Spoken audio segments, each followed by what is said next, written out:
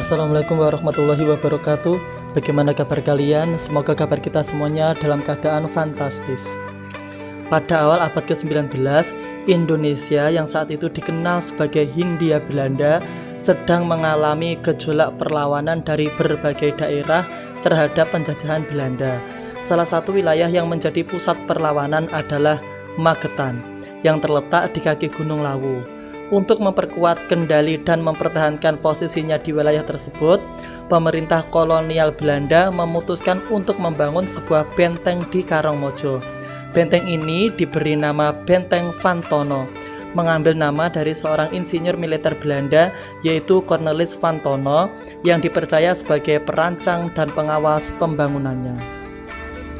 Pada tahun 1825, Cornelis Van Tono, seorang insinyur militer yang terkenal dengan kemampuannya dalam merancang struktur pertahanan, tiba di Magetan dengan tugas membangun benteng yang kuat dan strategis.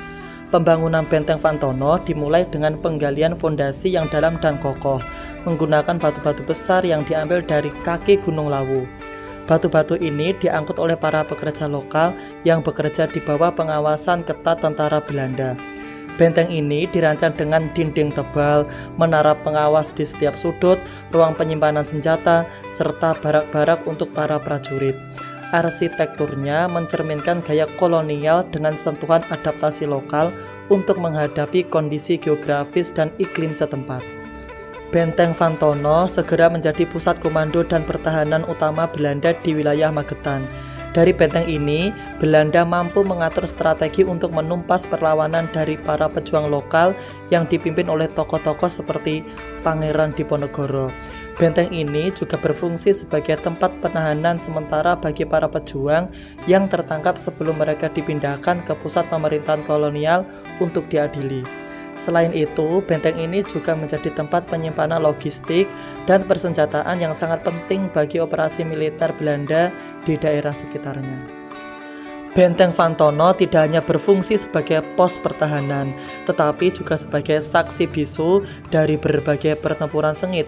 Salah satunya adalah pertempuran terbesar yang terjadi pada tahun 1827, ketika pasukan Diponegoro melakukan serangan mendadak di malam hari. Serangan ini direncanakan dengan cermat dan dilaksanakan dengan keberanian yang luar biasa.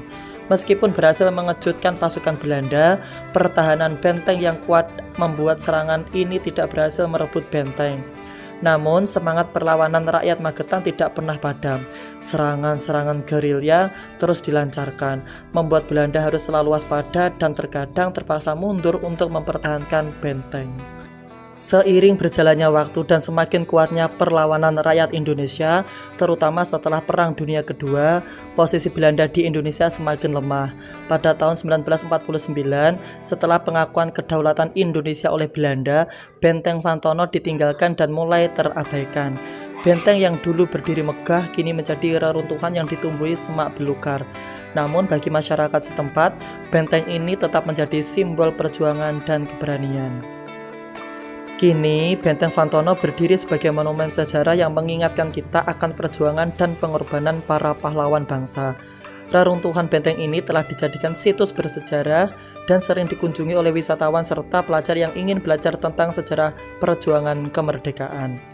Meskipun hanya tersisa reruntuhan, namun kisah perjuangan yang tertulis dalam batu-batu benteng ini tetap abadi, menginspirasi generasi masa kini untuk terus menghargai dan mempertahankan kemerdekaan yang telah diperjuangkan dengan darah dan air mata. Dan letak benteng ini, alhamdulillah, dekat dengan rumah saya. Meskipun kita beda kota, namun tidak terlalu jauh. Kalian bisa lihat benteng yang sangat sederhana sekali, namun syarat akan makna. Semoga bermanfaat. Wallahu a'lam. Wassalamualaikum warahmatullahi wabarakatuh.